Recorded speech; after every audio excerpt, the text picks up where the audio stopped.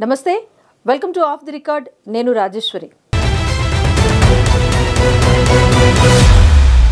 తెలంగాణ రాష్ట్రంలో మంత్రిగా బాధ్యతలు తీసుకున్నాక ఆ మంత్రి రాష్ట్రంలోని అన్ని నియోజకవర్గాల్లో పర్యటిస్తున్నారు. అంతవరకు బాగానే ఉంది.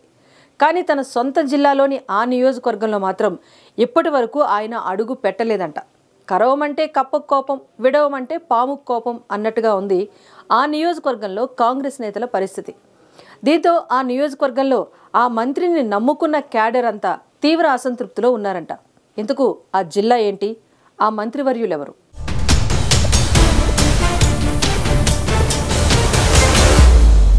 ఖమ్మం జిల్లా మదిర నియోజకవర్గం నుంచి డిప్యూటీ సీఎం భట్టి విక్రమార్క ప్రాతినిధ్యం వహిస్తున్నారు. భట్టి 4 దఫాలుగా ఈ ప్రాంతంలో గెలుస్తూ నియోజకవర్గంపై మంచి పట్టు సాధించారు. పొంగులేటి శ్రీనివాసరెడ్డి రాజకీయ ప్రవేశం చేసినప్పటి నుంచి మదిర ప్రజలు ఆయనకు అండగా నిలబడ్డారు.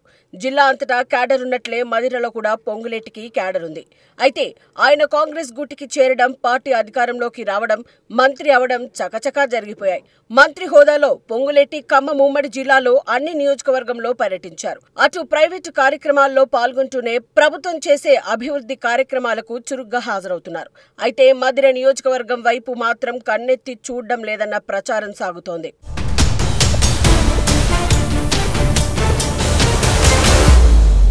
అధికారంలోకి వచ్చిన 17 నెలల కాలంలో ఏదో అడపాదడపా 1-2 సార్లు మాత్రమే పొంగులేటి మదిరలో పర్యటించారు. కాంగ్రెస్ లో పొంగులేటి చేరిన సమయంలో భట్టి విక్రమార్క ఆయనకు ఓ షరతు పెట్టారని టాక్ వినిపిస్తోంది.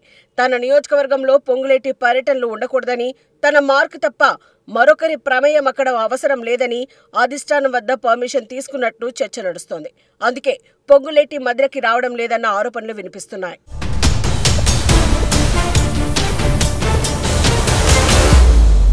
పొంగులేటి రాజకీయ ప్రవేశం నుంచి ఆయన వెంట ఉన్న నేతలంతా ప్రస్తుతం మదిరలో దిక్కుతోచని స్థితిలో ఉన్నట్లు తెలుస్తోంది. గత అసెంబ్లీ ఎన్నికల్లో పొంగులేటి శిబిరం నేతలంతా భట్టి గెలుపులో కీలక పాత్ర పోషించారు. ప్రస్తుతం మదిరలో పొంగులేటి శిబిరం నేతలు అసంతృప్తిగా ఉన్నట్లు సమాచారం. కనీసం పార్టీ కార్యక్రమాలకు కూడా వారికి సమాచారం ఇవ్వడం లేదట. ఇక అభివృద్ధి కార్యక్రమాలకు వారికి ఆహ్వానమే అందడం లేదట. భట్టితో వేదిక పంచుకునే అవకాశమే లేకుండా పోతుందని, ఎప్పటి నుంచో భట్టి వెంట ఉన్నవారికే అన్ని రకాలుగా ప్రాధాన్యత కల్పిస్తున్నారని, పొంగులేటి అనుచరులను ఏమాత్రం పట్టించుకోవడం లేదన్న విమర్శలు వస్తున్నాయి. దీంతో పొంగులేటి అనుచరులంతా భట్టిపై గరంగరంగా ఉన్నట్లు సమాచారం.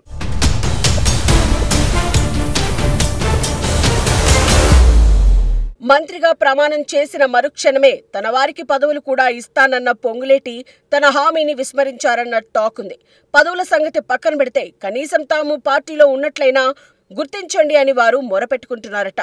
మదిరలో జరుగుతున్న విషయాలను పొంగులేటి దృష్టికి తీసుకెళ్లినా మౌనంతోనే ఆయన సమాధానం చెబుతున్నారని తెలుస్తోంది. ఇక తమకు ఓపిక లేదని, తమకు ఇచ్చిన హామీల మేరకు న్యాయం చేయాలని వారు కోరుతున్నారు. సమయం ఉన్నప్పుడు మదిరలో పొంగులేటి పర్యటించాలని అనుచరులు కోరుతున్నారు. అలా అయినా తమకు గుర్తింపు ఉంటుందని వారు భావిస్తున్నారు.